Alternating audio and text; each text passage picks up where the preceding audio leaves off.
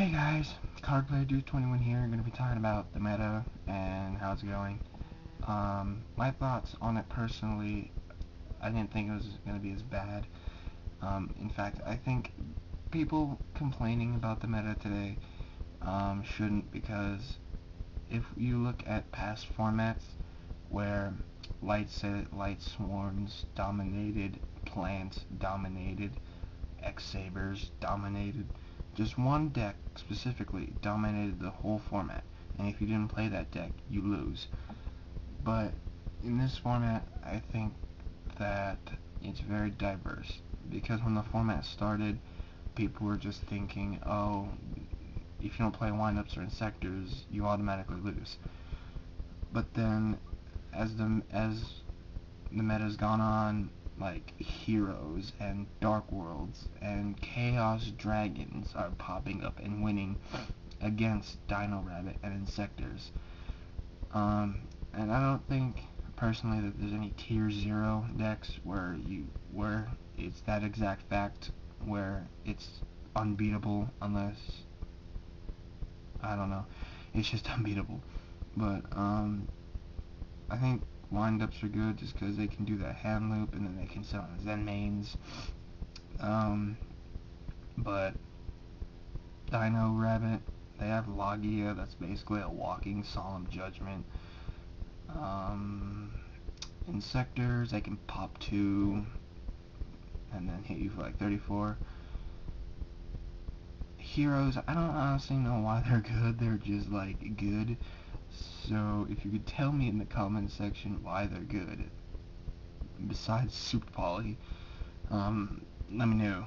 So, Dark Worlds can swarm the field like no one's business. When you can start with a field of nothing and just go to a field of everything, that is pretty good. And then, in the process of doing that, like wiping out your opponent's field as well with like Grapha and stuff, that's pretty tier 1 to me. And Chaos Dragons, they're just explosive as well. In my opinion, I think it's the most explosive deck this format can win, because if you look at Heroes and Dark World and Chaos Dragons, all that, they're very explosive decks, and most of the time, sometimes, not all the time, Veilers don't hurt and Maxis don't hurt. Like Maxis with windups hurt windups because you have too many cards in your hand and they can't discard all the cards. That's like Veiler, it might hurt windups, but not that much. Veiler doesn't hurt Dark World that much, but it's just really explosive decks that are dominating this format. And I believe that if you can take any deck and make it explosive, like really explosive, it does have a chance to be tier 1 in this format, because that is what is dominating. Because Chaos Dragons can swarm the field, Dark Worlds can swarm the field, Dino Rabbit can kind of swarm the field. Windups, yeah, I would say they can swarm the field. Insectors kind of swarm the field. But all these decks just fill up your monster card zones, and most of them are heavy as heavy can be on back row. So when you're dealing with an explosive deck, sometimes if your deck isn't as explosive, you are going to lose to that deck. So if you try and make your deck as explosive as possible, if you are more explosive than your opponent, then you could win. So basically, guys, this meta isn't the crap that people made it out to be. And people say that they're gonna quit because the meta sucks or this or that. No.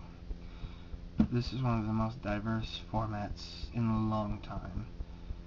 Since Chaos stuff was legal, since Chaos and Dragon, or a one ban card other than Blackluster Soldier, that I can't remember now because my memory is foggy because it's like 12 o'clock at night, hence the darkness and the holy light above my head. But yeah, this format isn't as bad as you think, guys. I think it's all about explosiveness, and stuff like that. That's why I think Quick Draw can take the top tier spot, because Quick Draw can explode really good. And that's one of my projects, is making Quick Draw tier 1.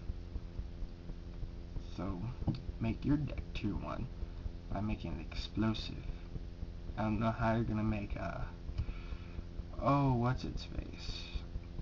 You can make Blackling's explosive. You can make, what's another tier 2 deck? Junk Doppel's explosive. A lot of decks could be explosive, but people choose not to make it explosive. So explosiveness wins games. And with that, I'm signing out, people. Peace.